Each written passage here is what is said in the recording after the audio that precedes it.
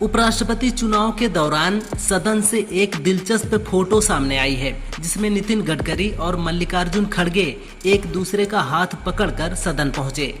इस दौरान दोनों मुस्कुराकर बातें करते हुए नजर आए। इस फोटो पर कांग्रेस ने कहा, यही असली लोकतंत्र की तस्वीर है। क्या आपने कभी पीएम मोदी को इस तरह किसी का हाथ पकड़े हुए देखा है? वो तो हमेशा गुस्से में रहते हैं और किसी से भी बात करने से बचते हैं।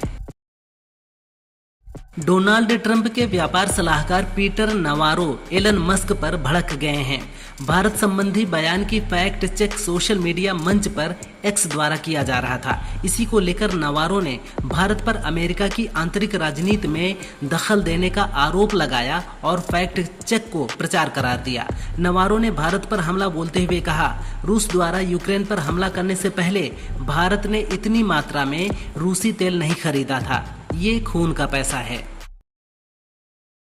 भारत अमेरिका द्वारा लगाए गए 50% टैरिफ का असर कम करने की तैयारी में है। इसके लिए भारत कई देशों से फ्री ट्रेड एग्रीमेंट यानी FTA पर बात कर रहा है। 8 सितंबर को व्यापार वार्ता के लिए यूरोपियन यूनियन की टीम दिल्ली पहुंची। FTA पर प्रगति की समीक्षा के लिए वाणिज्य एवं उद्योग मंत्री पीयूष गोयल 12 सितंबर को यूरोपियन यूनियन के ट्रेड कमिश्नर से मिलेंगे। वहीं अगले महीने तक कतर के साथ FTA घोषित हो सकता है।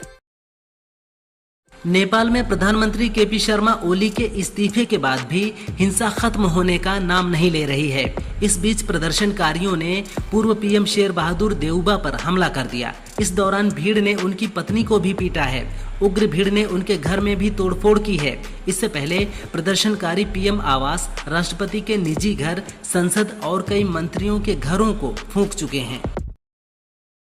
नेपाल में बिगड़ते हालात के बीच भारतीय दूतावास सक्रिय हो गया है। भारतीय नागरिकों को सुरक्षा संबंधी एडवाइजरी जारी की गई है। किसी भी तरह की समस्या पर उन्हें दूतावास के संपर्क में रहने के लिए कहा गया है।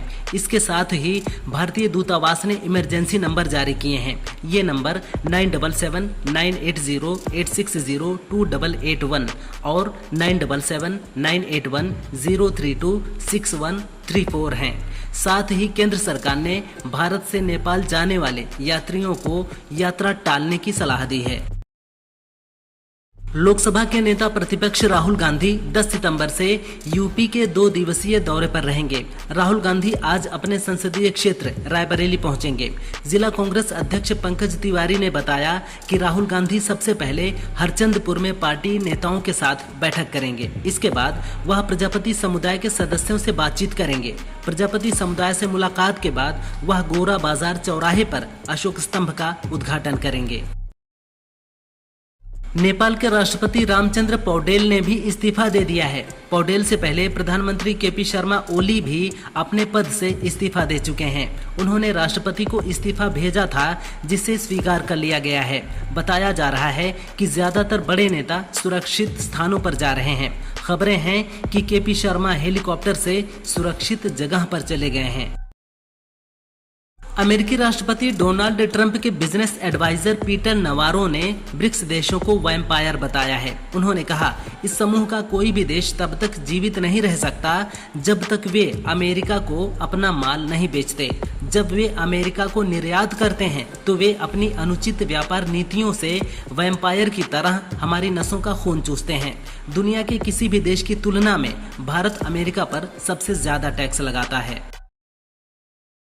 नेपाल के राष्ट्रपति रामचंद्र पौडेल ने प्रदर्शनकारियों से शांति बनाए रखने और बातचीत करने की अपील की है। इस बीच प्रदर्शनकारियों ने राष्ट्रपति भवन में तोड़फोड़ करते हुए आग लगा दी है। इससे पहले संसद भवन, प्रधानमंत्री आवास, राष्ट्रपति के निजी घर समेत कई मंत्रियों के घरों को आग लगा दी गई थी। इतना ही नहीं, पूर्व PM शेर बहादुर देउबा के घर पर हमला कर दिया, जिसमें देउबा और उनकी पत्नी घायल हो गए हैं। नेपाल में आंदोलन की आग भड़कती ही जा रही है और ये आग नेताओं को झुलसा रही है। प्रदर्शनकारी लगातार राजनीतिक दलों के नेताओं को निशाना बना रहे हैं। अब काठमांडू में प्रदर्शनकारियों ने PM झालानाथ खनल के घर आग लगा दी। वारदात के वक्त घर में उनकी पत्नी राज्य लक्ष्मी चित्रकार भी थीं, जिनकी झुलसने से मौत हो गई है। बताया जा रहा है कि प्रदर्शनकारियों ने उन्हें बुरी तरह पीटा भी था।